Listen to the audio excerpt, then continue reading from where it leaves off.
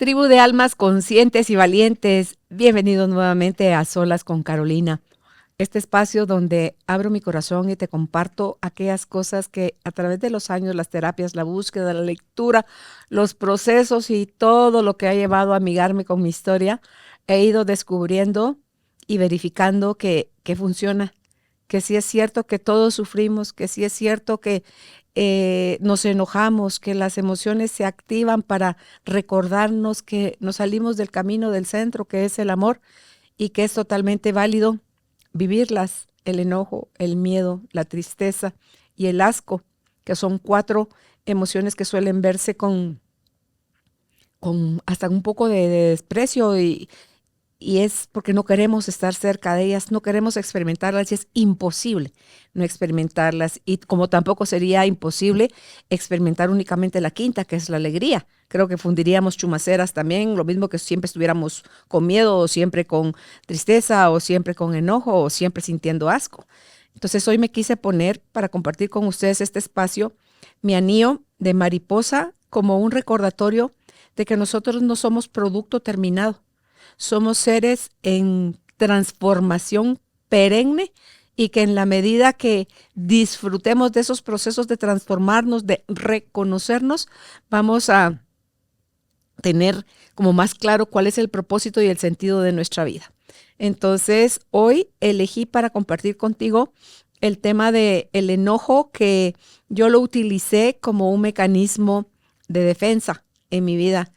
Cuando comparto, comento, vuelvo a leer todo esto que comparto en el documento que te pido lo leas también, porque ahí te vas a encontrar, como he dicho en otros episodios, material que no leo, no comparto aquí, pero también en la lectura no te vas a encontrar con material que sí sale de mi corazón en el momento que lo estoy grabando.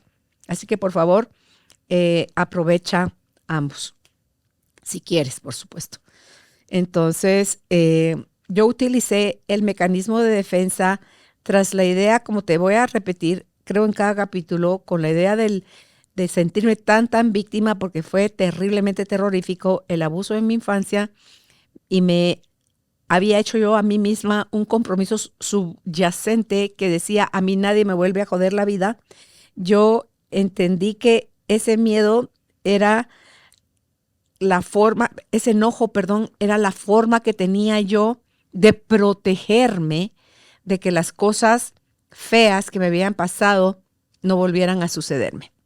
Entonces la agarré grosero contra mi mamá, me hice casi que su enemiga, porque yo pasaba de etapas, me recuerdo cuando era niña con mi mamá, de tener pavor a que ella se muriera, a incluso tener momentos, pensamientos de: ay, Dios mío, que se muera mi mamá, porque ¿para qué vive ella así? Entonces, uy, qué bárbara Carolina. Sí, qué bárbara Carolina, qué bárbara tú, que te quieres seguir callando también todas esas cosas que también sentiste, pero no te das permiso a expresar. Y al final nos hace más daño, todo aquello que no nos atrevemos a decir que estamos sintiendo por miedo a ser señalados, juzgados, criticados o atacados. Pero he de decirte que en todos los procesos y caminos que yo he agarrado para sanar mi historia, me he encontrado en todos que a menos que tú tengas la valentía de enfrentarte a tus pensamientos que se volvieron creencias, que se volvieron patrones mentales rígidos, y te atrevas a escribirlo, a confesártelo tú a ti, y si quieres, si le tienes la confianza a un terapeuta o a un coach o a un sacerdote o a un pastor, a quien tú elijas, porque confías en esa persona y porque le ves la capacidad de poderte acompañar, entonces sincérate, por favor, porque ni la culpa ni la vergüenza te sirven para absolutamente nada. Si tuviste culpa en lo que hiciste, busca cómo aprender a salir de ella, cómo pedir perdón y ante todo cómo perdonarte a ti misma, a ti mismo por todo el tiempo que necesitaste sostener esas creencias como tu verdad. Entonces, en mi caso, yo quiero contarte, porque ya te lo conté, pero solo hago una mini reseña. A mí, mi primer enfrentamiento con el enojo fue cuando Liliana Torella, que yo les pedí a mis hermanos que antes de la lectura del testamento con mi mamá, que había muerto 6 meses antes, ella murió en julio y esto fue en noviembre y en diciembre iban a leernos el testamento de mi madre.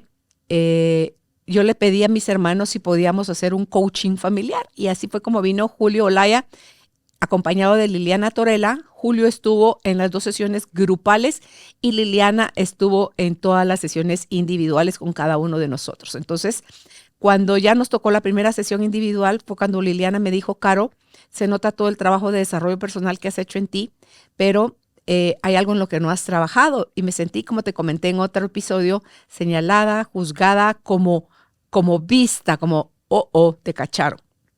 Y no se siente feo. Pero también te dije, ella no lo estaba haciendo desde una mirada ni de juicio, ni de crítica, ni de censura, sino de amor. Ella nos dio un amoroso acompañamiento. Entonces, quítale todo tu ruido y puedes ver la verdad. Entonces, me abro, cuando puedo ver la verdad, me abro y soy receptiva a las observaciones que me está haciendo Liliana.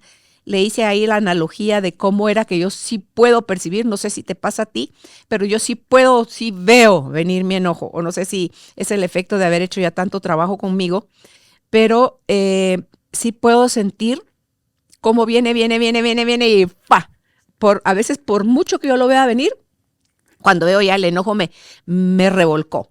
Y es algo que no se me va a quitar, creo yo, a nadie, porque es parte de las emociones básicas que vive un ser humano. El enojo no es mal visto, no debe ser mal visto. Es algo que nos recuerda que alguien transgredió nuestros límites y que nosotros necesitamos tomar unas decisiones. Entonces, el enojo para mí va a ser mi acompañante, pero para mí antes era esa fuerza falsa que yo tomaba porque no tenía otra capacidad de defenderme o de actuar cuando me sentía amenazada, porque veía como muy latente la posibilidad de perder el control, porque creía que no iba a ser capaz de defenderme.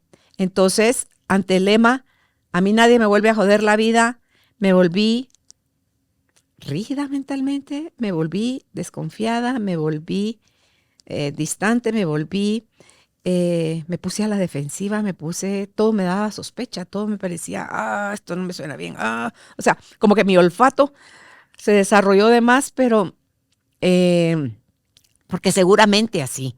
También acusé o descalifiqué a otras personas cuando no tenían ni las intenciones que yo les veía a través de mi miedo. Entonces, me puedo dar cuenta que con toda esta observación que hago en el camino, mi cuerpo a mí me anuncia, no sé si a ti, a mí me lo anuncia cuando algo me va a enojar porque no es algo que suceda en la mente nada más. Yo lo siento en las rodillas, la siento en la boca del estómago también y lo siento como en el entrecejo. Es como las 3 partes donde mi cuerpo se hace prisionero de una mente que está dudando, sospechando y temiendo lo peor. Entonces, cuando yo puedo ver eso, ya le doy a mi cuerpo ahora otra sensación, lo valido, le digo gracias porque me estás anunciando eso, pero entonces yo ya voy con más curiosidad, no con más desconfianza, para ver si de verdad eso que estoy viendo venir es una realidad o es una idea de mi mente nada más, o es una imaginación que estoy teniendo de algo, donde yo estoy pensando lo peor, porque cuántas veces esperamos lo peor y no es lo peor lo que viene. Entonces, eso me llevó a mí a ser súper reactiva porque todo me sabía a amenaza. Así que quiero compartirte a continuación algunas de las situaciones a las que descubrí yo entregaba mi poder y que otros pensamientos estaban asociados detrás de ese enojo. Si me mueve por favor el documento, Judith, se lo voy a pedir. Entonces ya a donde el primero de qué era lo que me enojaba a mí. A mí me enojaba sentirme rechazada. Jesús, Señor. Porque para mí eso es algo que me daba miedo, me daba sensación de soledad, sensación de estar perdida, sensación de nadie conmigo, nadie para mí. Entonces, esa herida de rechazo me conectaba en automático con la herida de insuficiencia. Tiempo después descubrí que por miedo a sentirme rechazada, esto me parece chistoso ahora, yo no invitaba a reuniones en mi casa. Porque para mí cuando alguien me decía, no, gracias, no puedo, fíjate, que dicen que cuando dicen fíjate qué, o fíjese qué, nos van a dar casaca. Pero dicen también que como adultos no tenemos que estar justificando nuestro sí y nuestro no. Sencillamente deberíamos de actuar como personas maduras y cuando somos honestos y lo que vamos a decir viene del corazón, no viene de las pajas de la mente, entonces la otra persona lo recibe y tampoco lo está cuestionando. Entonces a mí me enojaba horrible porque me puedo dar cuenta que yo no invitaba desde la libertad de dejar a las personas, ahí sí que estar en libertad de venir o no, de poder o no, de querer o no, sino que yo me enojaba porque deseo, no valgo lo suficiente, no me quieren lo suficiente, eh, y no es cierto, no es cierto. Yo cuando no puedo ir a un lugar, elijo decir la verdad. Ante todo depende de con quién te estás justificando. Hay otras en que sencillamente, favor, te ponen un número de teléfono, responde s'il vous plaît, quiere decir SRBP, es confirme su asistencia, ¿verdad? Porque está en francés eso. Entonces dice, eh, gracias por la invitación, lamento no poderles acompañar. Porque sí uno debe tener la cortesía de decir eso. Y es mejor decir eso a fingir que uno va a llegar y luego no llegar cuando la persona se ha tomado las molestias de prepararse con cosas para uno y luego uno dejarlos plantados. Entonces, creo yo que para mí descubrir eso, hoy puedo invitar a alguien, por ejemplo, cuando fue el baby shower que le hice a Gael, yo a Judith, que ella es la productora de este programa, podcast o espacio, le tengo mucho cariño. Ya tenemos varios años de trabajar juntas y cuando me dice que no puede asistir, siento así, pero me pude dar cuenta que no sentí enojo, ni ella necesitó justificar el por qué no iba a poder acompañarme. Entonces, digo yo, oh, me dice chequecito para mí y carita feliz en mi mano o en mi frente. Entonces, eso para mí ya son como que los termómetros o los test o las pruebas que te va poniendo la vida para que tú vayas sin darte cuenta o eligiendo enojarte o eligiendo verificar cuánto has podido avanzar. Entonces, vamos a ver, me enojaba también no poder regular mis emociones. Qué chiste, pero cómo lo iba a poder regular si ni siquiera tenía idea de ellas, pues solo sabía que era, pero para todo me ponía para balazos. Entonces yo justificaba mis reacciones en lo que los demás dejaban de hacer o hacían. Imagínate, cero poder yo, cero poder. Porque si yo bailo al son que los demás me tocan, soy un títere, pero no. Entonces lo hacía porque tenía una sensación gigantesca de indefensión. A mí me daba pánico, terror, miedo, angustia, desesperación, ya voló mi lapicero. El no, ahí está bien, Tati. El creer que yo no era capaz de defenderme. Entonces, la vulnerabilidad, yo no la entendía como la entiendo ahora, como esa capacidad que tengo de ser honesta, de desnudar mi corazón y hacerlo desde el corazón cuando lo comunico y que eso no me pone en riesgo. Y así me han pasado muchas cosas para irlo verificando. La última fue la del canto, cuando yo estuve a punto de rajar en la presentación en el teatro. Y fui sincera, lo dije a la gente, me quebré en el momento cuando conté que yo quería dedicarle la canción a Álvaro, subirlo al escenario y cantársela. Y no hubiera podido hacerlo, me hubiera encantado, pero no hubiera podido porque hubiera llorado a mares. Y contándola, visualicé el momento y ahí me puse a llorar. Entonces, la gente aplaudió, la gente abrazó mi vulnerabilidad. Cuando tú hablas desde tu corazón, no pasas por la mente de la gente. Entonces, para mí, ser vulnerable, que era terrorífico, hoy veo que ser vulnerable es esencial. No puedes ser tú si quieres seguir poniendo tus máscaras de miedo, de indefensión, de inseguridad, de angustia, de incapacidad, de no se vale, de queja, de por qué a mí, de cómo es posible, ahí no va a pasar absolutamente nada. Y me gusta esta parte que dice Brené Brown, que si nosotros nos endurecemos para no sentir el dolor, también lo hacemos para no sentir el amor y la parte amable de la vida. Yo me había petrificado, no endurecido, pero así petrificado, porque mi miedo me rebalsaba. Mi sensación de, si esto es la vida, ¿a qué jodidos nací?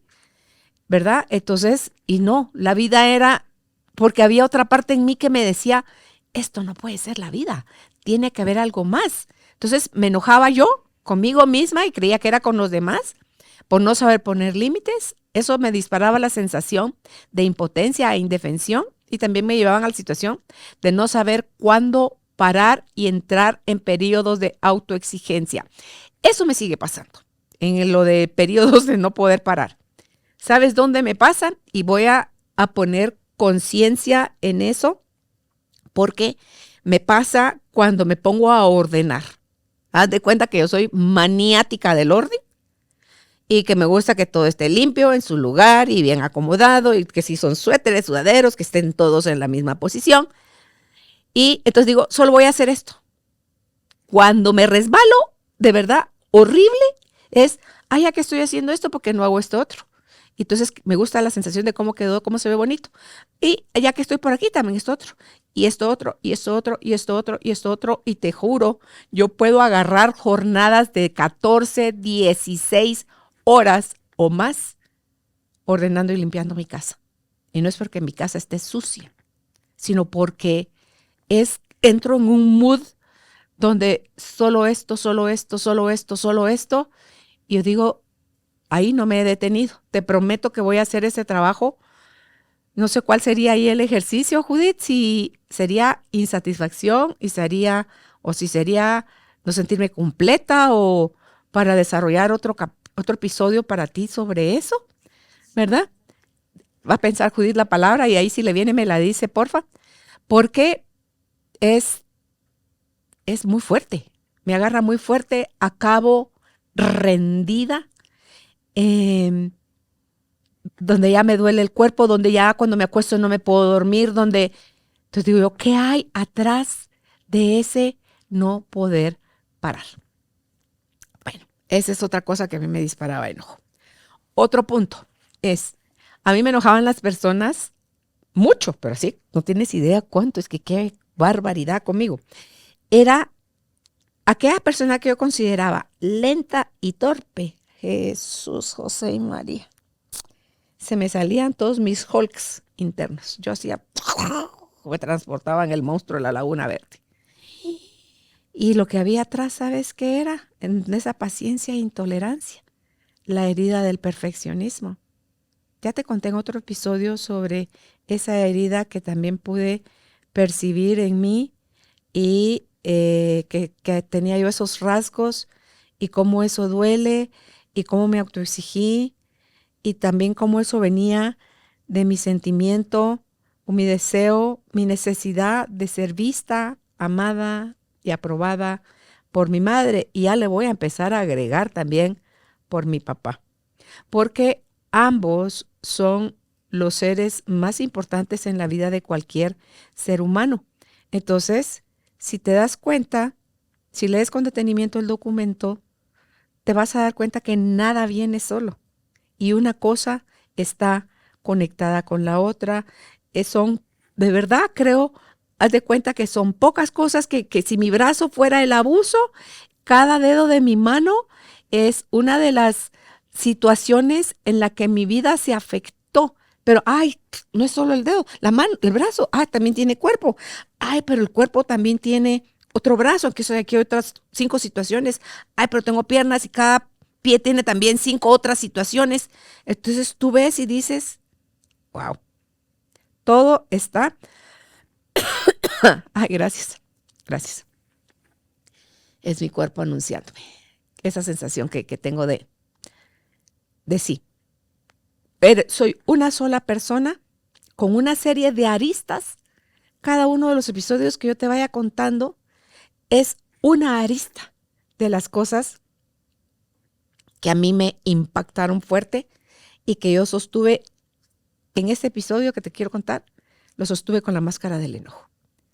Otro punto es que me enojaba, ay no, qué barbaridad, me enojaba cuando no me escuchaban o según yo se hacían los sordos. Ay, Dios mío, otra vez la herida del rechazo, ¿verdad? Ahí se me activaba, decía yo, ¿ves? ¿Te das cuenta? Lo que estás diciendo no es importante, por eso no te ponen atención. Y digo yo, Carolinita chula, la gente tiene derecho a no oírte, tiene derecho a estar distraída, tiene derecho a estar ocupándose de sí misma, tiene derecho. No somos el centro del universo. El problema es creerlo, porque cuando creemos eso, necesitamos acaparar la atención, la validación, el amor y todo lo que querramos pedirle a los demás. Pero nada de eso, cuando viene de fuera que se siente rico, es permanente. Porque cada uno, a la hora de ocuparse de sí mismo, si yo te doy a ti mi corazón para que lo cuides, tú me dices, sí, sí, sí, Carolina, con mucho gusto, y lo recibes. Pero cuando te toque hacerte cargo del tuyo, vas a hacer esto, vas a poner aquí a la par el corazón de Carolina y te vas a hacer cargo del tuyo. Y es lo que toca, y es lo que corresponde, y es lo correcto. Pero mientras nosotros no elijamos en este proceso de transformación, como hace la mariposa, ocuparnos de cómo fortalecer nuestras alas para romper el capullo, porque hay gente que le rompe el capullo a las mariposas, esas mariposas se mueren rapidísimo. ¿Por qué? Porque el parte de romper el capullo, esa fuerza, es lo que le da después la potencia a sus alas para volar. Y alguien muy acomedido ahí dijo, pobrecita lo que está luchando, cortó el capullo y adiós mariposa. O sea, esa mariposa no va a vivir, no tiene chance de vivir porque no desarrolló su potencia. Entonces, nosotros también, en todos estos procesos que la vida nos presentó, en mi caso, que yo los quería ver como enojo, estaban mis alas, si yo fuera mariposa, potenciándose para llegar a ser la mujer que hoy soy. Y hablando de mujer, otra de las cosas que a mí me enojaba muchísimo, ay Dios, era ser mujer. Porque a mí me disparaba el sentimiento de insuficiencia. A ver, no sé qué frases habrás oído tú y tal vez mientras me oiga decir las mías, te vienen a ti las tuyas. Las mujeres necesitan de alguien que las defienda, las salve, les provea. La mujer es el sexo débil. A los hombres hay que aguantarles de todo porque la familia es primero. Una mujer buena debe saber cocinar, ser buena mamá, ser buena ama de casa, buena amiga, buena hija, buena esposa, buena todo. O como bien decían mi abuelita María y mi abuelita Chaito. Mi abuelita María es mi abuelita mexicana. Mi abuelita mexicana, mi abuelita María decía que aquella mujer que no supiera hacer un buen chirmol no era una buena mujer. Yo, ¿el qué? Le dije a mi mamá la primera vez que se lo oí decir. Y no me contó solo lo de su santa madre, me contó lo de la mamá de mi papá.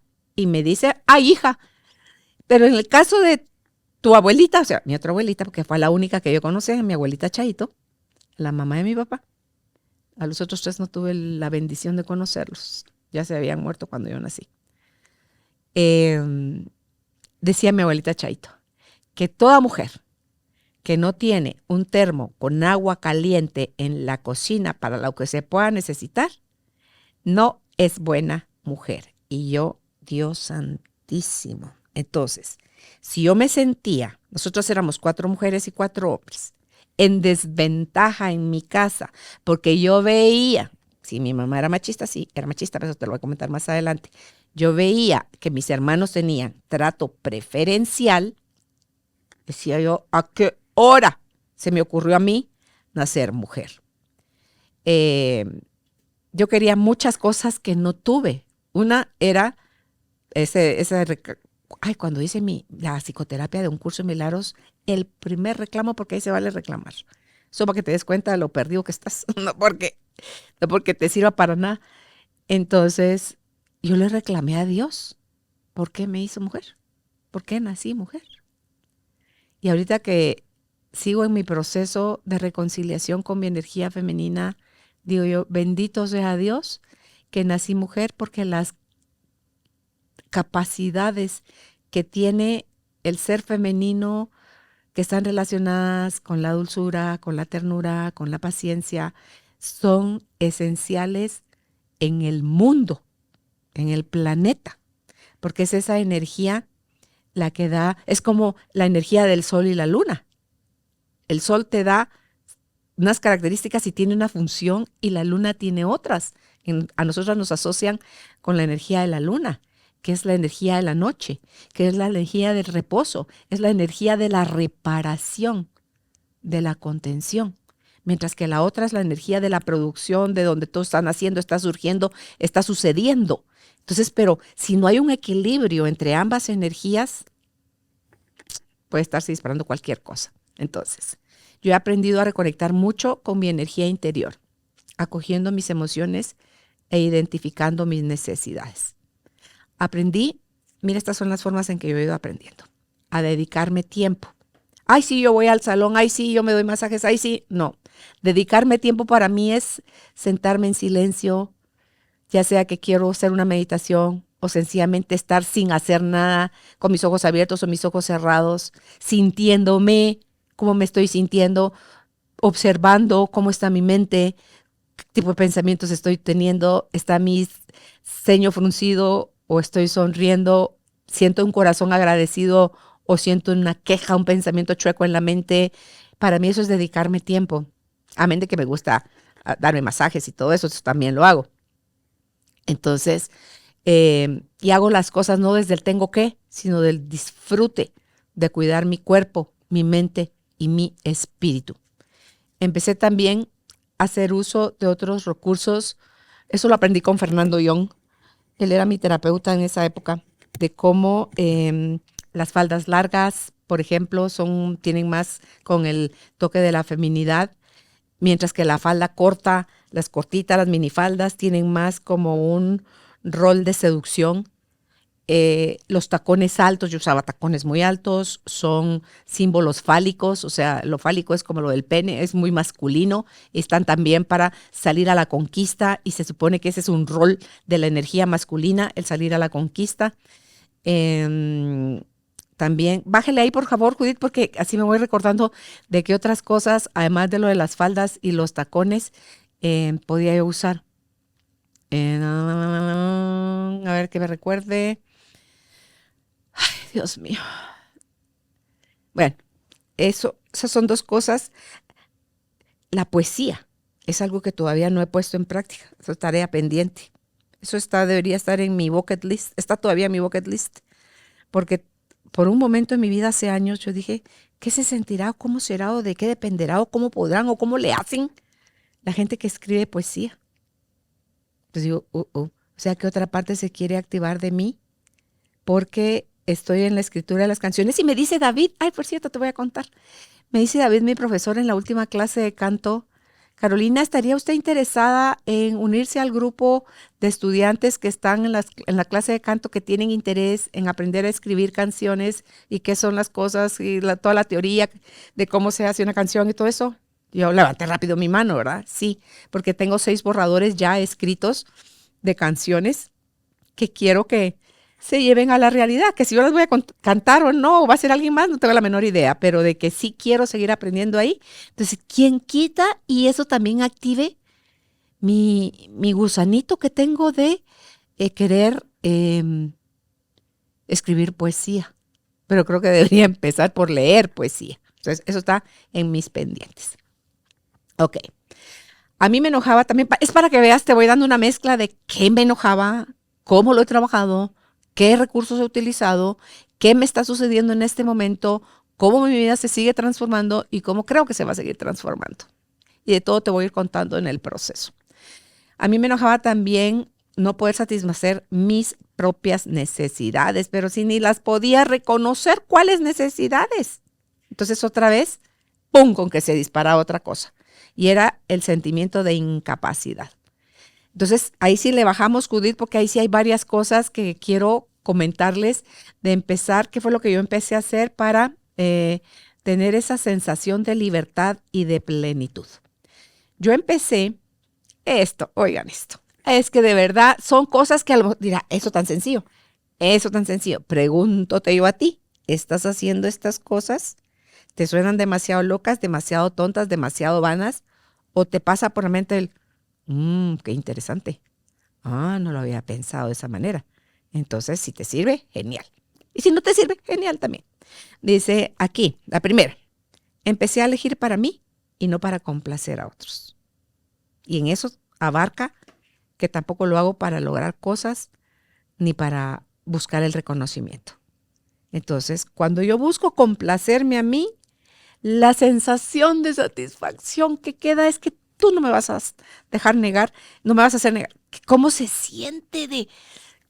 Es como que algo aquí en el pecho se te expande, es como que la mente se queda como limpia, como así, como bien colocada dentro de tu cabeza.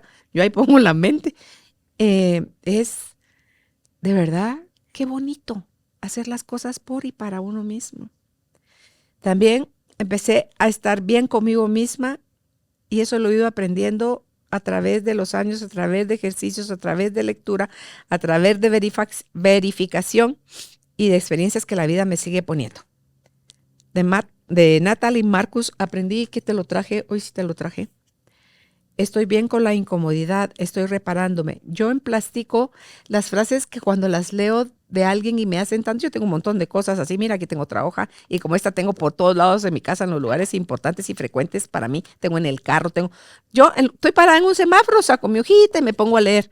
O sea, siempre estoy buscando integrar en mí todo esto que me puede servir. Y en esta frase que es la original de Natalie Marcus, estoy bien con la incomodidad, estoy reparándome, fue cuando yo le agregué, estoy bien con la incomodidad del cambio. Estoy integrando todas mis partes. Esta ahorita misa que te estoy diciendo ahorita que ya me salió a mí del corazón, me deja como más sentido. Yo esto la usaba cuando estaba metida abajo de la regadera o cuando estaba en lo más caliente del sauna. Estoy bien en la incomodidad, o sea, este calor puede ser no lo usual, es incómodo, sí, pero estoy bien. Estoy sacando toxinas, estoy purificando, mi cuerpo se está regenerando todo. Y después cuando me dejaba caer el agua helada de la regadera, también estaba bien. Entonces cada vez te acostumbras más tanto al calor como al frío. Tan rico es que yo ya siento como un gusto saludable para poderlo hacer todos los días. Lo hago de lunes a domingo. Por eso, le comentaba yo a Judith hace un rato que busco hacer las cosas desde la satisfacción anticipada al 100%. Eso abarca la comida que elijo, el ejercicio que hago, los lugares a donde voy, las personas con las que me reúno, las películas que veo o dejo de ver, los libros que leo, la ropa que utilizo, a qué reuniones asisto y a cuáles no. Y todo eso lo hago sin culpa. Volviendo a mi monitor de la glucosa, esto de comer sin culpa, tú no tienes idea cómo un aparato que puede estar, tiene una app en el teléfono, hay una app que está leyendo 24 horas durante 2 semanas cómo está el comportamiento de la glucosa en mi cuerpo.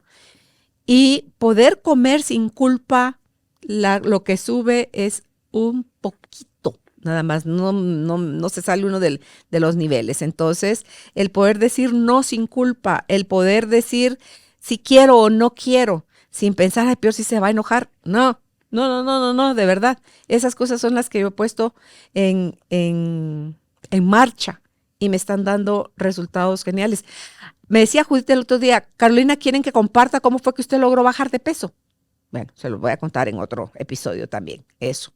Como yo primero ataqué a mi cuerpo, rechacé mi cuerpo, descalifiqué mi cuerpo y cómo ahora estoy en una nueva relación con mi cuerpo. A mí me enojaba, eso no está puesto en el listado para que veas.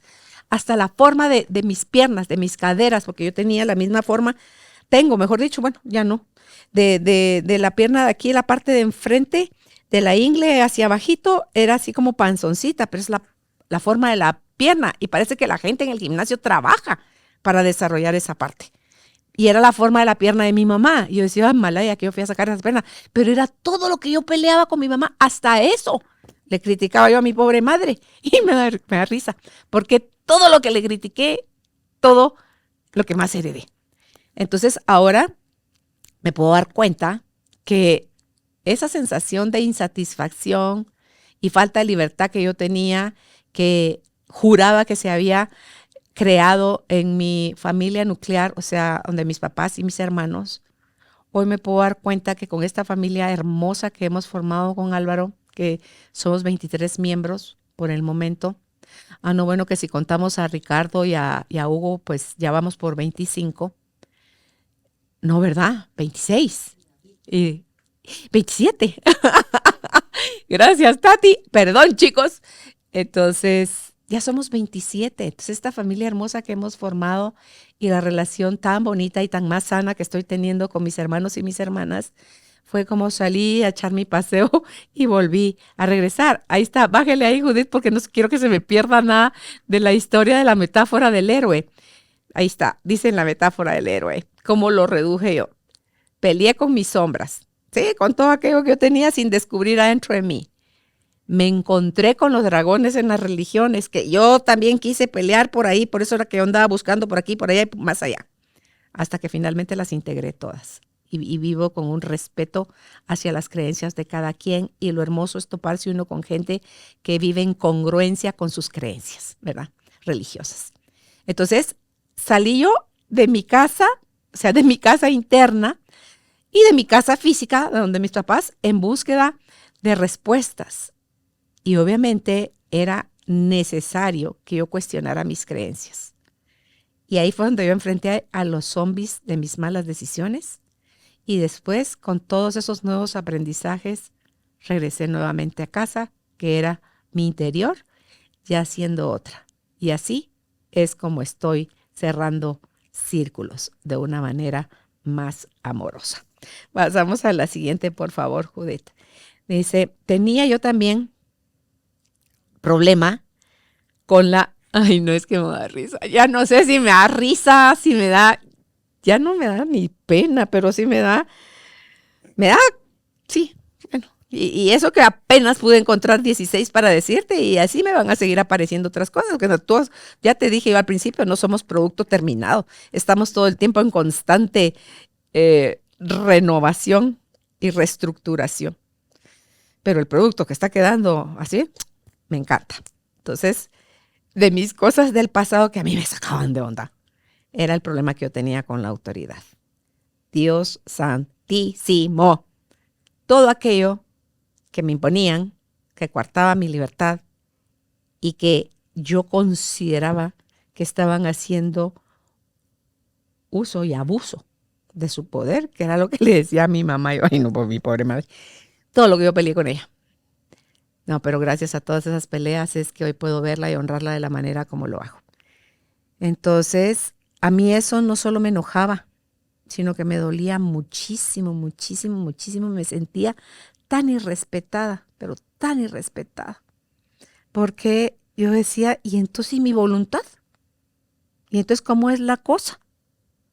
Si la coerción, que es no soportar que a uno le impongan la autoridad sin que sea algo que tenga una justificación, una buena razón, algo que uno comprenda. Dios mío, ¿cuál es el aprendizaje aquí?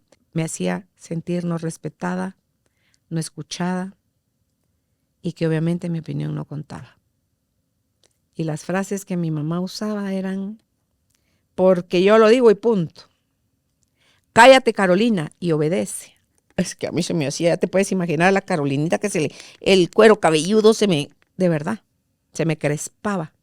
Aprende de Leti. Es que era San Leticia, pues Santa Leticia. Dios mío. Aprendan de su hermana Leticia. Ella se come las zanahorias. Miren qué ojos más hermosos tiene. Y la Leti, mi hermana, movía sus pestañas así para que viéramos. Tenía unos ojones, la Leti, muy bonitos. Entonces, y era súper expresiva. Ella era muy, muy sonriente y cariñosa. Entonces hacía sus ojos así, ¿verdad? Y mami no nos ha dado nuestro bacalao. Y mami no sé. Entonces, cuando mi mamá me decía y me comparaba con Leticia, a mí eso no lo puse, mira, en el listado. La comparación. Ay, Dios mío. Como dijeron los huitecos, ay, Dios mío. Dios mío, aprende de tu hermana Leti, que es tan obediente. Yo, ¿what? ¿Obediente? Ella todo decía, muy bien, mami, pero no hacía nada. Y eso me enojaba todavía más, porque terminaba yo haciendo las cosas solita. Y entonces fue tan agotador no poder poner límites, no poderme expresar o no tener la atención de mi mamá para que me escuchara y me jalara a un lado a ver mi hijita de mi vida, muchachita. Porque mi mamá decía, Dios mío, ella se cuestionaba, Dios mío, ¿en qué me habré equivocado yo con esta muchachita? Que es tan rebelde, que no hace caso, que todo lo cuestiona, que de todo alega, que no se queda callada. Esa era yo, Carolina. Pero todo tenía un porqué. Yo tenía que llegar a donde estoy hoy y ese fue un camino demasiado empedrado, espinado, polvoriento y sudoroso y apestoso. Ay, pero me tiene donde estoy ahora. Así que el colmo conmigo de eso, de la injusticia y del que me enojaba, era que a veces ni era conmigo la cosa. No sé si ya te conté que en una oportunidad estaba yo en el parque de la colonia de mis nietas, de dos de mis nietas. Y las había acompañado yo al parquecito. Y estaban ellas jugándose, que el columpio, que el resbaladero, que el sub y baja y todas estas cosas que están ahí en los parques de las colonias. Y de repente que volteo la cara y está un muchachito, era un niño varón, fastidiando a a una niña más chiquita. Y lo vi hacerle 2, 3 cosas. Ah, no, dijo, me metí. Así tan vieja como yo estaba, debo haber tenido 50 años, eso hace como 15 años, ¿no? Y que me levanto de la banca donde estoy sentada y voy y me le pongo al muchachito enfrente y ni siquiera me agaché para hablarle. Lo que yo buscaba, ay, qué bárbaro, lo que yo buscaba era intimidarlo. Y le dije, con las manos en la cintura, yo todavía le dije, ¿qué te pasa? Así, ¿qué te pasa? ¿Estás loco o qué? ¿Qué no ves que tu compañera es más chiquita que tú? ¿Te gustaría a ti que yo te hiciera lo que le estás haciendo a ella? A ver, así. El pobre muchachito tembló y yo, ¿tú crees que yo me detuve y decía, Carolina, qué bar? No, yo ahí me sentía muy en mi lugar haciendo lo correcto. Lo que estaba haciendo era mi niña interna herida con todos esos enojos y todas esas cosas no gestionadas. Fue la que salió a ver, ahora ve tú grandota Carolina, a decirle a ese muchachito que las cosas deben ser diferentes. Ay, Dios mío. El pobre niño solo lo llené de miedo. La otra muchachita algo me debe ver agradecida porque siguió jugando, se debe haber quedado agradecida porque ella siguió corriendo y jugando ya sin que el otro, porque solo se volteaba a verme el niño para ver si yo lo estaba viendo y dejó en paz a la niña.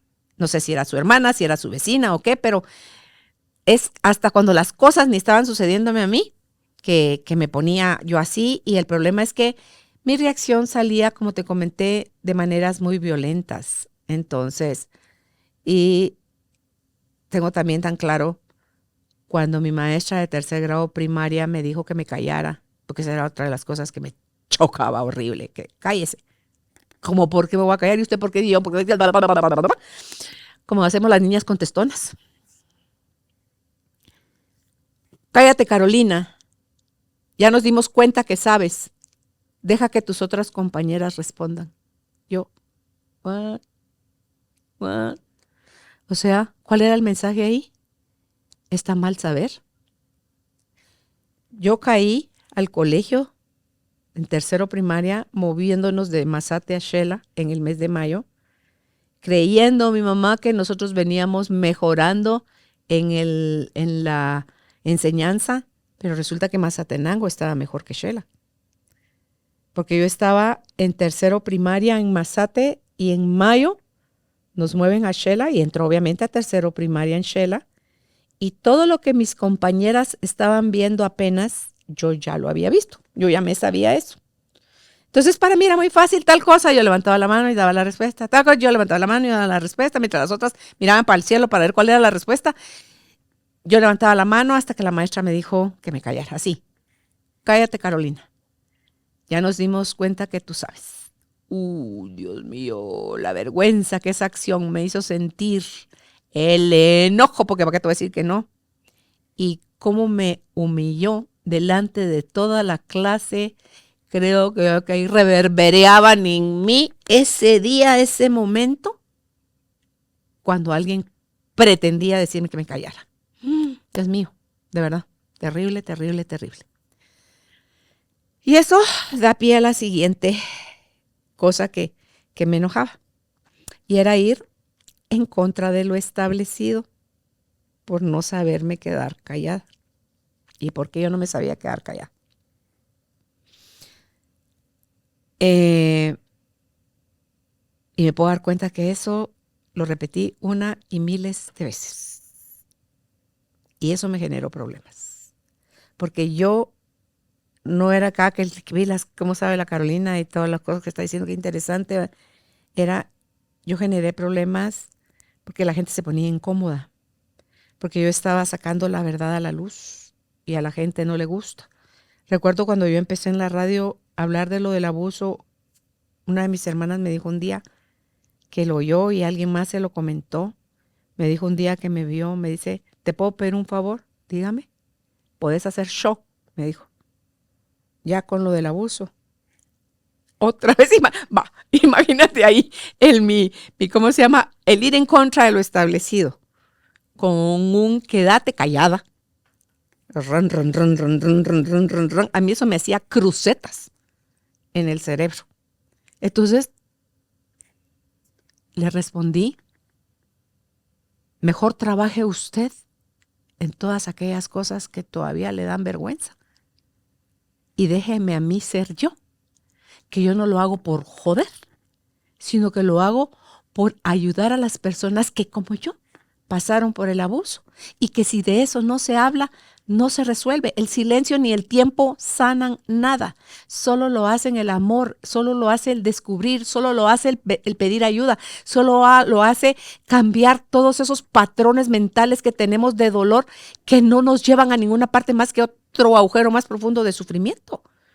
Entonces mejor trabaje usted en eso, le dije, y déjeme a mí manejar las cosas como yo quiero.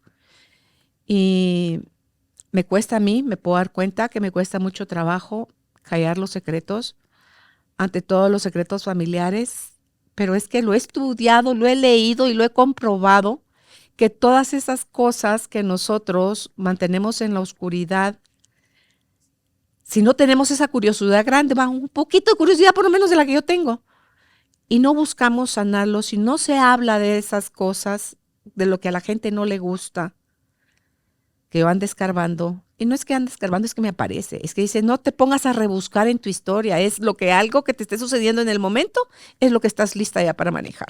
Entonces eso es lo que a mí me sucede. Eso es, creo yo que aunque pueda generar la incomodidad o el dolor, ante todo cuando estoy trabajando lo mío, que viene el abrazar el proceso que es necesario, sin eso no sanamos. La sensación de sanidad, de libertad y de paz que deja es muchísima, muchísima, muchísima, muchísima. Por eso es que hoy considero yo que para mí es todavía más importante decir las cosas. Bajemos ahí, Judith, por favor. Por ejemplo, si, sí, que fue mi caso, en mi familia hubo muchos abusos y violencia, diciendo que ahí se daban de trancazos. No, no es que mis papás se agarraran a trancazos. No, es que yo vi solo una escena de ellos y me asusté terrible y nadie me dijo que me quedara callada. Yo elegí quedarme callada porque tenía miedo de saber más cosas de eso o qué iba a pasar. Y entonces empecé a pensar, no, esto no sucedió, yo lo soñé, eso es una pesadilla, eso yo lo soñé. Y me lo debo haber dicho tantas veces que yo lo soñé, pero y se los voy a contar. Porque en una oportunidad yo tenía vieja, les puedo decir, 5 años. Estaba entre mis 4 y mis 5 años de edad. Estábamos viviendo en Mazatenango. Yo subí del negocio de mi mamá porque en el primer piso estaban Radio Indiana y el negocio de mi mamá en la parte de enfrente y en la parte de arriba estaba la casa, en el segundo piso. Entonces eran 22 gradas los que separaban el que pudiéramos estar cerca de mi mamá o mi papá. Entonces yo subía algo a la casa y oí gritos. Entonces, en el primer cuarto que estaba así nomás subiendo las gradas. Entonces, como yo era chiquita, me empiné para ver qué estaba, porque estaba la puerta cerrada. Me empiné para ver por la ventana qué era lo que estaba pasando. Y entonces estaba mi papá arrancándole el vestido a mi mamá, no para tener relaciones ni cosa por el estilo, no, arrancando porque estaban en discusión.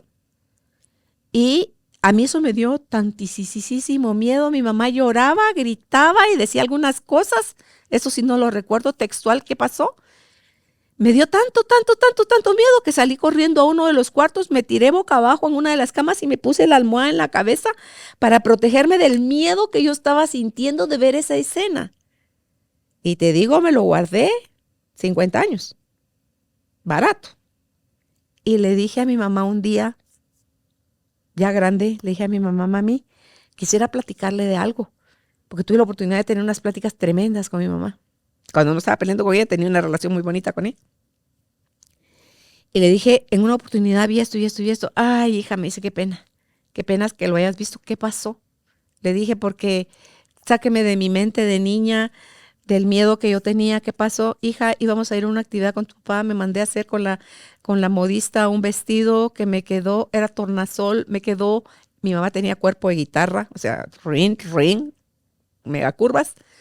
Entonces, me quedó como guante, sea como anillo al dedo, perfecto, me encantó. Me lo estaba probando, subió tu papá y me dijo, ¿qué es eso? Es mi vestido que voy a usar para la cena. Entonces le dice, ese vestido no te lo vas a poner. Como, ¿por qué, Guillermo, si me lo mandé a hacer para esta actividad? Te estoy diciendo que no te lo vas a poner. Entonces, es que no te estoy preguntando, le contestó mi mamá. Entonces le dice, te estoy diciendo que no te lo vas a poner. Y ahí fue donde mi papá pegó el primer tirón para romperle el vestido a mi mamá, que era la única forma que ella no se iba a poner ese vestido, porque ella también tenía eso de necia, terco que nos dicen, como yo, no, yo como ella, porque ella nació primero. Entonces ahí fue donde yo entré a la escena, pero el miedo que yo viví, dice, no, Dios santo. Vi en otra oportunidad a mi papá y a Anshela pegarles a mis hermanos Fernando y Sergio de una manera tan violenta. Mi mamá, que no tenía mucha paciencia, que daba paletazos, hinchazos o chancletazos. No era que lo sentaran a uno y le hablaran. Mi papá sí tenía eso, mi mamá no. Entonces, cuando uno crece en todo ese tipo de sistema de hogar con tanta violencia, con tanta limitación, con tanta exigencia, con tanta eh, tarea pesada para un niño, cuando no es eso lo que un niño tiene que hacer, em, te pesa, te pesa. Entonces empiezas a generar tus propias historias y todo eso, con esas historias que yo me decía a mí y todo lo que no me quedaba callada, me hizo que mi círculo, o sea, mis hermanos y mi mamá, mi papá no, nunca tuve un comentario de él, mi mamá me considerara a mí como una niña o como una adolescente problemática, porque yo abría los lugares o en contextos donde la gente prefería que yo me mantuviera callada y porque, obvio, no venimos de una cultura donde estemos acostumbrados a afrontar la verdad, porque la verdad duele mucho. Y la pregunta que te quiero dejar yo a ti es, ¿cuánta verdad crees tú que estamos listos para poder soportar? Y si no la podemos soportar, ¿por qué le decimos a la gente, pero me decís la verdad, porfa? Y nosotros mentimos con tanta facilidad. Entonces, todo eso es lo que te va como, es como que uno viviera en un piso que está todo así como con un sismo, que no sabes tú cuánto tiempo va a aguantar tu estructura, lo que sea que estés viviendo. Así era como yo me sentía. Movamos la hoja, por favor, Judith. Entonces, ay, Dios mío, si yo era la chica problema, la niña problema, qué cosa puede uno, cómo no iba yo a estarme exigiendo, ¿verdad? Entonces, si nosotros vamos a querer seguir manejando la verdad con pinzas, no se puede, no se puede. Dice, a mí me enojaba, pelaba cables bien, pero ¿por qué? Y todo yo le vivía diciendo a mi mamá, es que no se vale. Lástima que no te estoy preguntando, me decía mi mamá. Me enojaba que me negaran permisos y que no me dieran libertad, decía yo. Porque si ya me creen grande para que yo cuide a mis 3 hermanos chiquitos, ¿por qué no puedo ser también grande cuando yo era adolescente para poder ir a los repasos con mis hermanos o a las fiestas de 15 años con mis hermanas No, ahí resultaba que era chiquita.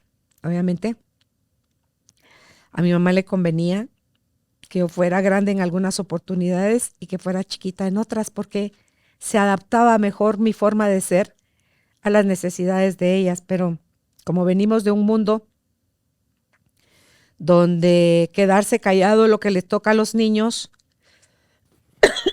yo viví etapas de, como esa que te digo, de lo que vi, me quedé callada porque me dio miedo saber más. Y ya te conté la historia ahí, Judita, y va a que bajarla más porque ya les conté la historia de lo de mi mamá, de mi papá y mi mamá. Y, pero se me mezclaba con por qué mi mamá no me da el espacio o el tiempo, no tiene curiosidad de oír cuál era la cosa que le molestaba tanto a esta muchachita problema. Y era que ella no me escuchaba. Ella nunca tuvo de verdad la curiosidad de saber cuáles eran mis inquietudes, mis enojos, mis miedos, mis broncas, nunca. Ella prefería creerle a la Leti cuando estaba llorando porque ella, por ser sietemesina, la señaló de frágil, de débil, de no tenerlas todas con ella. Y a mí, como yo era más así, más echada hacia adelante, yo sí podía, yo sí era fuerte, yo sí aguantaba. Y no, la verdad es que como hijos necesitamos ser escuchados por nuestros papás y como papás cometemos el gravísimo error de asumir qué es lo que ellos están pensando y cómo ellos se están sintiendo. Y ni una ni la otra son verdad. Mi rebeldía, que ya te la he estado comentando, mi enojo me llevó a la rebeldía, que se exacerbó eso cuando fui mamá y cuando mis hijos empezaron a ir al colegio o cuando empezaron a relacionarse con otros niñitos, así como en el parquecito. Yo siempre fui, no te vayas a dejar. Pero antes decía, no se metan en problemas, por favor. Nada de estar peleando con otros niños. Pero si te joden, no te vayas a dejar. Porque si me entero que te hicieron y tú no hiciste nada, te va doble. Entonces, ese era todo lo que yo quería que Carolinita se hubiera podido defender de niña, se los traspasé a mis hijos. Entonces, no era la mejor manera, ni la más amorosa, ni la más clara de poderles decir, no permitas que te hagan daño, porque no es lo mismo decirlo desde el amor a decirlo desde el enojo, que era desde donde yo les decía, era mi niña imposibilitada como mamá la que les decía a mis hijos, ay de ti cómo te dejes. Y no, gracias a Dios tengo hijos que no fueron problemáticos, ni peleoneros, ni andarse metiendo en líos, ni cosas así, gracias a Dios. Y no tuvieron necesidad de tener que poner en práctica lo que su mamá les decía. Otra cosa que a mí me enojó fue crecer en un espacio machista. Mucho, eso me enojaba mucho, mucho, mucho, porque ahorita que te lo quiero empezar a contar, inmediatamente me jaló hacia la idea de la injusticia. Eso no se me hacía a mí justo. También, como te dije, lo de la violencia, porque no había tal conversación, había chancletazo, paletazo, o jalón de oreja, o cinchazo. Entonces, para mí, la casa de Mazatenango sigue siendo propiedad de mi familia. Tengo la vida de no subir ahí, la vida. Y he ido a Radio Indiana, pero no subo al segundo piso. Porque para mí se quedó como, y voy a hacer algún proceso, lo voy a decir a mis hermanas que quiero ir. Donde yo no tenía libertad, donde había mucha crítica hacia mi persona, donde desde muy chiquita yo era considerada rebelde, fría, insensible, dura, porque yo no lloraba cuando mi mamá me pegaba o cuando me castigaba por portarme mal. ¿Y qué era portarme mal? No, de verdad yo no me portaba mal. A mí la gente cuando le digo, ay, ya me imagino, entonces debe haber sido tremenda cuando eras chiquita. No, yo era callada, tímida,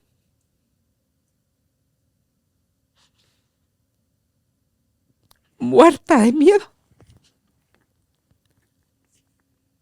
insegura, a más no poder.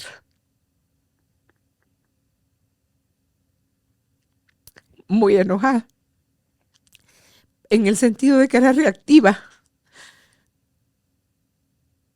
desde no se vale. ¿Por qué yo, que no tiene más hijos, eh, no tenía para nada la fuerza que tengo ahora? Entonces, ¿por qué mi mamá no me defendió del abuso? Fui tan dura, tan dura con ella para juzgarla. Y eso generó una separación enorme entre ella y yo. Y obvio, fui muy injusta con ella, porque estaba muy enojada, muy resentida.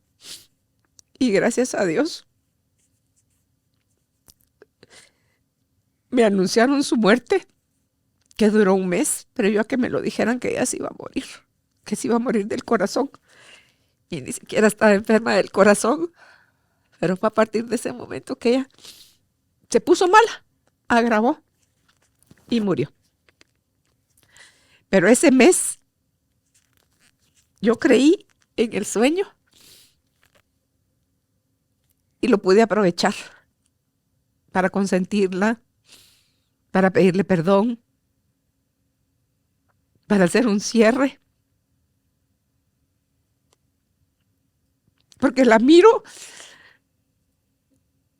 en foto, pero más que verla, porque ya no la puedo ver físicamente, la siento en mi casa mucho. Su energía es tan fuerte que sigue conmigo. Y fíjate tú que sientas su energía cuando me miro en el espejo, cuando me veo accionar, cuando puedo ver tanta característica de mi mamá que yo tengo. Puedo decir que sigue viva. Entonces, ¿cómo fue o ha sido, sigue siendo ese proceso de reconciliación con mi mamá? Obvio, el haber pedido ayuda me llevó a poder tener la oportunidad de asistir muchos años a terapia de distintos tipos y que obvio han dado su fruto. Ahora yo le agradezco a mi mamá el amor tan grande que tuvo para ponerse al servicio,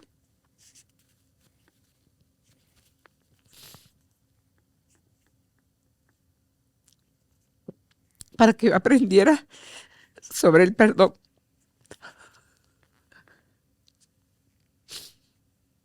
Y ese perdón que me daba a mí la posibilidad de renunciar a mis quejas, de aceptar que ella fue la mamá que me tocó, que no iba a ser la mamá cariñosa que yo tanto añoré, y que estar cerca de ella a veces era incómodo y doloroso, y que no era malo, que yo prefiriera a veces poner distancia entre ella y yo.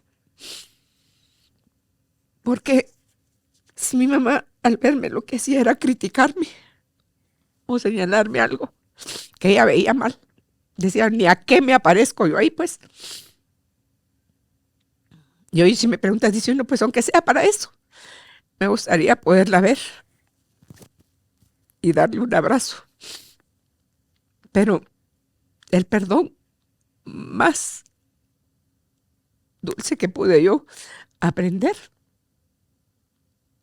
es el de ese haberme aprendido a perdonar a mí misma por haberla juzgado tan duro a ella, por haberme juzgado tan duro a mí, por exigirme a ser valiente Y no era que yo estaba siendo valiente, es que estaba siendo dura, estaba siendo fuerte, según yo. Y hoy puedo ver que todo eso valiente que tengo, lo tengo de ella. Mi mamá tiene una fuerza tremenda, de verdad. Es como decimos nosotros en buen chapín, arrecha. Mi mamá fue una mujer arrecha que tuvo la capacidad de sacarnos a nosotros 8 adelante porque para bien y para mal, nosotros sus 8 hijos somos obra de ella. Su grandeza, su amor, lo divertida, lo ocurrente, su capacidad de intuición, su entrega por lo que hacía. Me puedo dar cuenta que todo eso está en mí también y que ella siempre me vio. La que se invisibilizó en su historia, que ella no me miraba, era yo. Ella siempre me vio. Me vio como ella tenía la capacidad de verme, me amó como ella tenía la capacidad de amarme, me aceptó como ella tenía la capacidad de aceptarme con las herramientas que tenía, su nivel de conciencia. Y a mí me tomó décadas reconstruir parte de mi historia con ella. Pero lo hermoso es que fue posible. Y el hecho que yo llore no habla de culpa,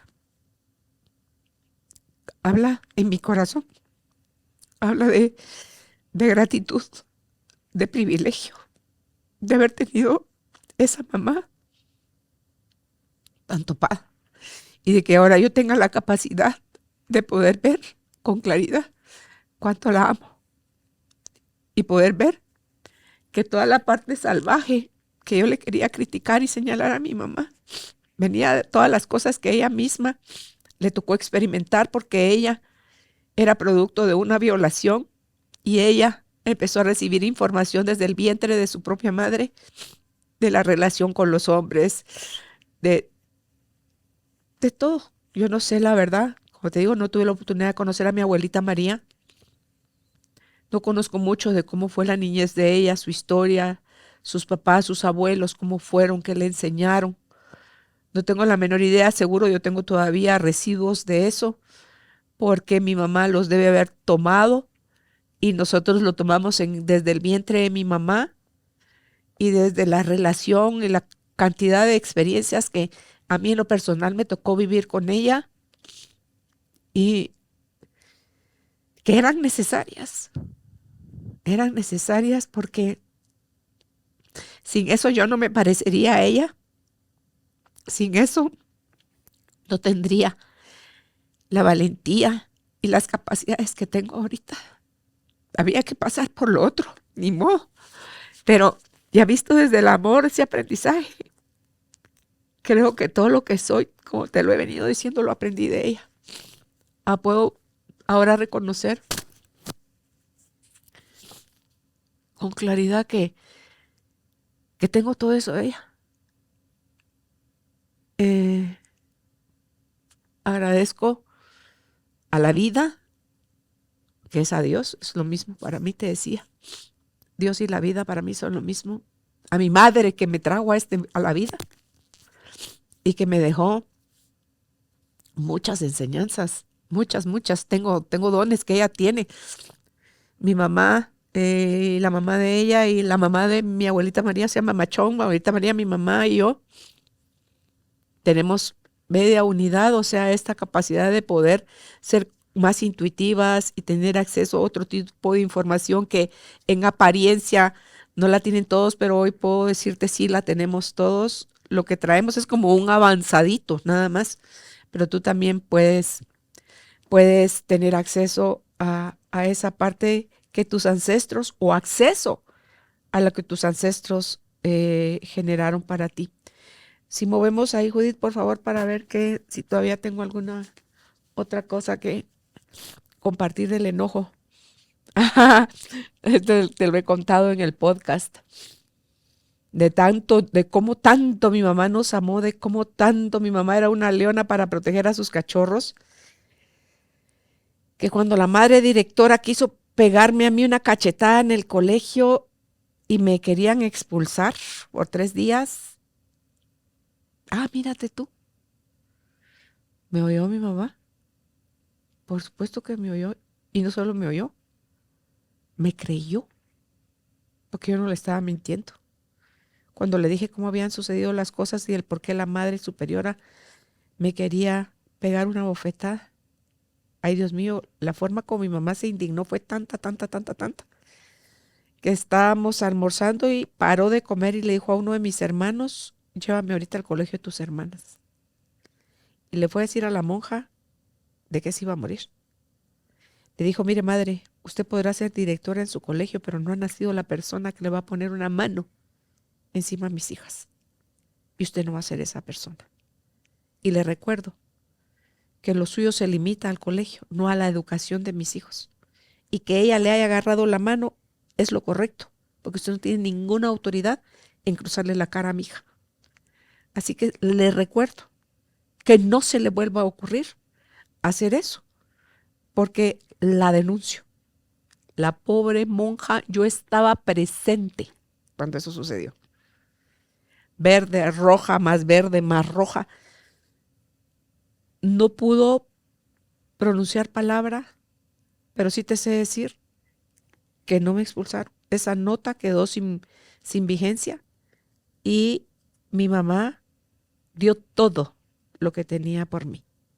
Así que ahora como adulta, que soy una mujer que sigue aprendiendo a valerse por sí misma, que soy independiente y que estoy trabajada emocionalmente, estoy muy pendiente porque sí me ocupan, no me preocupan, me ocupan los niños a mi alrededor o los adolescentes, porque el maltrato y el abuso tienen serias consecuencias en nuestra vida. Entonces, como adultos, todos somos padres y todos somos madres de los niños que tenemos cerca, aunque no sean nuestros hijos. Ay, ay, ay, ay, ay, ay, ay. Hay otro punto, creo, Judith, el de que me enojaba discutir. Ay, Dios mío. Yo para pelear, Dios mío, que era repelionera, pero casi que no, ni se te ocurra contradecirme. Yo peleaba para que me oyeran y me hicieran caso. Más así o más perdida. En cuanto yo me enojaba, me daba la media vuelta y me iba. Y no te voy a decir que con los novios hacía eso porque no tuve muchos. Pero la vida y el dolor que yo me procuré con esa actitud fue fea, no fue agradable. Entonces, de a poco y a porrazo, fui entendiendo y aprendiendo que huir no era la solución. Aprendí a quedarme aunque estuviera enojada y que yo me enojara no significaba que la otra persona no me amara si yo estaba enojada. Que yo podía quedarme ahí en esa discusión y que tampoco iba a permitir que me lastimaran ni yo tenía derecho, como dice mi frase, ¿verdad? La de Marianne Williamson, que ya hice mía, que tengo derecho a estar enojada, pero no tengo derecho a expresarlo de forma de ataque a otras personas. Y tampoco eso me da derecho a estar en contra del otro. Entonces, si ahora tengo un problema, es que hasta yo me desconozco a ratos, de verdad, y qué simpático y qué interesante es toparse con uno mismo y decir uno, ah, ching, mí mismo. Sí que lo podías hacer diferente. Pero me doy cuenta que soy menos bélica. Antes mi primera reacción era evidenciar la injusticia y ahora mi mayor interés es buscar soluciones y resolver lo que sea que nos esté poniendo en conflicto a otra persona y a mí. Pasé por momentos oscuros como el abuso y otros muy luminosos porque me considero una persona bendecida y afortunada cuando me siento tan infinitamente amada por Álvaro, por mis hijos, sus parejas, mis nietos, mis amigas y mis compañeras de trabajo. Sí. Y también porque he tenido la oportunidad de aprender a pedir ayuda. El momento más difícil fue el primero, creo yo. Y de ahí yo rapidito, mira, échame la mano, mira. A mis terapeutas, que son varios, busco rápido solucionar lo que sea que me esté angustiando, que me tenga molesta, que me tenga así como con un pensamiento retorcido. Ya no lo caliento siquiera. No, busco que eso salga de mí. Y de verdad creo que eso se refleja en varias áreas de mi vida. Entonces, ahora antes de buscar seguir haciendo las cosas en solitario, me gusta más hacerlas en equipo. Creo que el otro día que tuvimos la última sesión de trabajo que tuvimos con Judith, con Tati y con Alejandro, mi hijo de Carolina, la mujer de hoy, que estábamos evaluando todo este proyecto de A Solas con Carolina, y tuve la oportunidad de hablar de qué era lo que a mí me estaba moviendo, sucediendo en estos A Solas.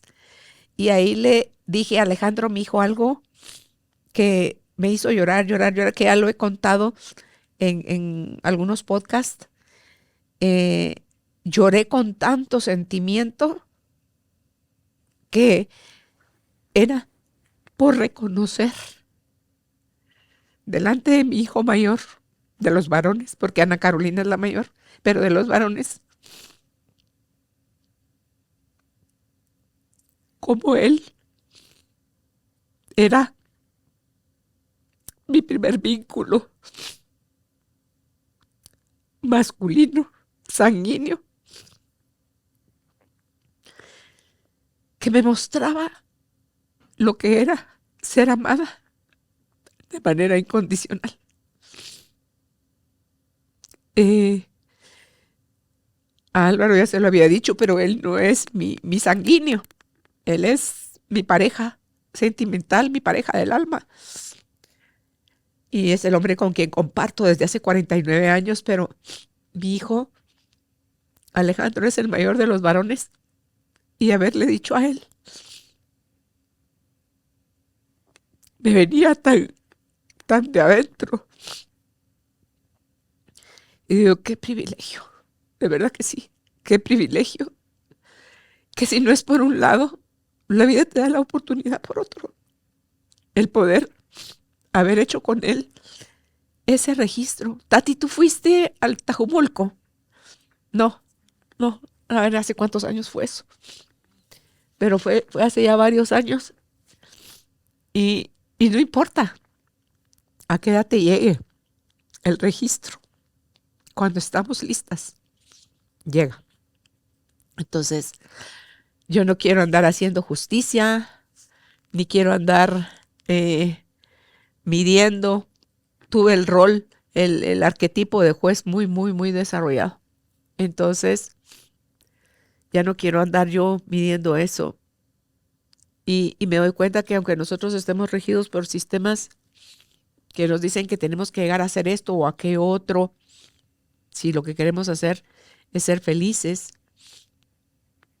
yo estoy cada vez más cómoda con lo que estoy siendo hoy, porque sigo conociendo y abrazando mis sombras, abrazando mis miedos y mis dudas y aceptando a los demás como son, porque no es fregadera que ellos son así. Cada uno de nosotros está haciendo lo que bien quiere o bien puede ser.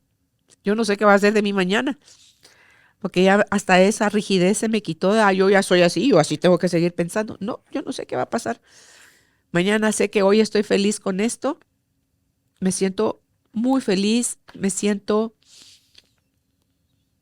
perfecta con mis imperfecciones. Y para mí, esto de haberme dejado mis canas es parte de hacer una promesa conmigo, de amar cada una de las etapas de mi vida, de lo que me corresponde vivir.